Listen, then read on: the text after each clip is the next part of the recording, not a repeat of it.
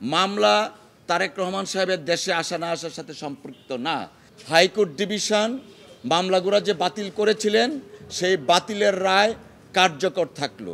আপনারা জানেন বিগত 1/11-এর আর্মি ব্যাকড কেয়ারটেকার গভর্নমেন্টের সময় বিএনপির তৎকালীন সিনিয়র যুগ্ম মহাসচিব এবং বর্তমান ভারপ্রাপ্ত চেয়ারম্যান জনাব তারেক রহমান সাহেবের বিরুদ্ধে মিথ্যা বানোয়াট কিছু মামলা দায়ের করা হয়েছিল, যে মামলায় এফআইআর পর্যন্ত ওনার নাম ছিল না।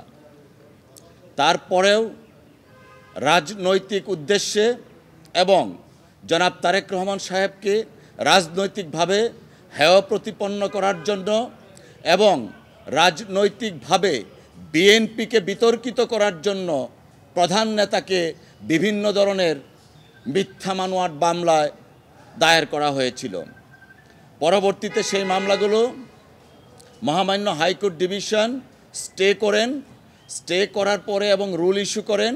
আমরা গত কয়েক মাস পূর্বে সেই রুলের শুনানি করি এবং মহামান্য সুপ্রিম কোর্টের হাইকোর্ট ডিভিশন মামলাগুলা বাতিল করে দেন। এই বাতিলের এগেনস্টে রাষ্ট্রপক্ষ মাননীয় মহামান্য অ্যাপিলেট ডিভিশনে আজকে গিয়েছিলেন। দুই পক্ষের পূর্ণাঙ্গ শুনানি হয়েছে এবং রাষ্ট্রপক্ষের যে আপিল সেই আপিলটা ডিসমিস করা হয়েছে। তার মানে দাঁড়ালো হাইকোর্ট ডিভিশন মামলাগুলো যে বাতিল করেছিলেন সেই বাতিলের রায় কার্যকর থাকলো। আজকে এই মামলাগুলো থেকে এবং রায় থেকে প্রমাণিত হয় আমরা বিগত কত বছর যাবৎ বলে আসছি যে বিএনপির চেয়ারপারসন দেশনেত্রী বেগম খালেদা জিয়া এবং জনাব তারেক রহমান সাহেবের বিরুদ্ধে রাজনৈতিক উদ্দেশ্যে তৎকালীন 1/11-এর সরকার এবং তার ধারাবাহিকতায় শেখ হাসিনার সরকার মিথ্যা বানোয়াট মামলা দায়ের করেছিল। আজকে মহামান্য আদালতের সর্বোচ্চ আদালতের রায়ের মাধ্যমে প্রমাণিত হলো সেই মামলাগুলো মিথ্যা বানোয়াট এবং মামলাগুলোর কোনো আইনগত ভিত্তি ছিল না, ইনগ্রেডিয়েন্টস ছিল না, যে কারণেই মামলাগুলো বাতিল করা হয়েছে। ধন্যবাদ। রাষ্ট্রপক্ষ থেকে যে কথাটি বলা হয়েছে, হ্যাঁ, রাষ্ট্রপক্ষ থেকে যেটা বলা হয়েছে যে মামলার এফআইআর আছে 1 কোটি টাকার চাঁদা দাবি, কিন্তু কে চাঁদা দাবি করেছেন সেটা নেই।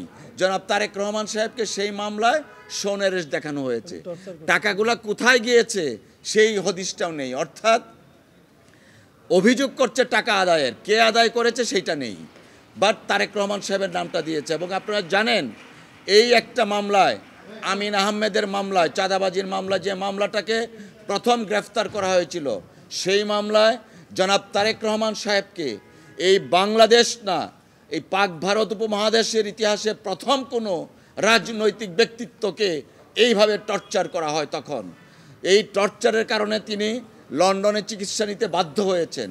অর্থাৎ মিথ্যা বানোয়াট মামলায় একদিকে যেমন রাজনৈতিকভাবে হয়রানি করা হয়েছে, ঠিক তেমনিভাবে শারীরিকভাবে এমন নির্যাতন করা হয়েছিল, উনি বেড রিডেন ছিলেন।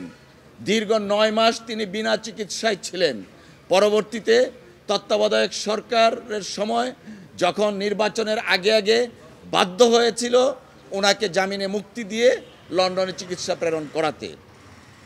টোটাল অবস্থার প্রেক্ষিতে একটা কথা এখানে খুব উল্লেখযোগ্য যে রাজনৈতিক নেতৃত্বকে, রাজনৈতিক ব্যক্তিত্বকে রাজনৈতিক কারণে বাংলাদেশে যেভাবে নাজেহাল করা হচ্ছে বা হয় সেটা কোনো অবস্থাতেই গ্রহণযোগ্য না। আইনের শাসন কখনোই কায়েম হবে না যদি আইন তার নিজস্ব গতিতে না চলে। দেখুন, আমি আগেও বলেছি মামলা তারেক রহমান সাহেবের দেশে আসা না আসার সাথে সম্পৃক্ত না।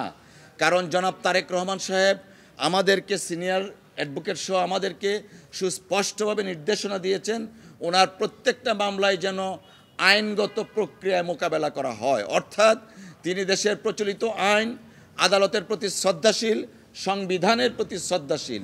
যেহেতু মামলা তার নিজস্ব গতিতে চলবে, আপন গতিতে চলবে, অতএব মামলা আসা না আসার ক্ষেত্রে কোনো ধরনের কোনো প্রতিক্রিয়া বা কোনো প্রভাব বিস্তার করছে না।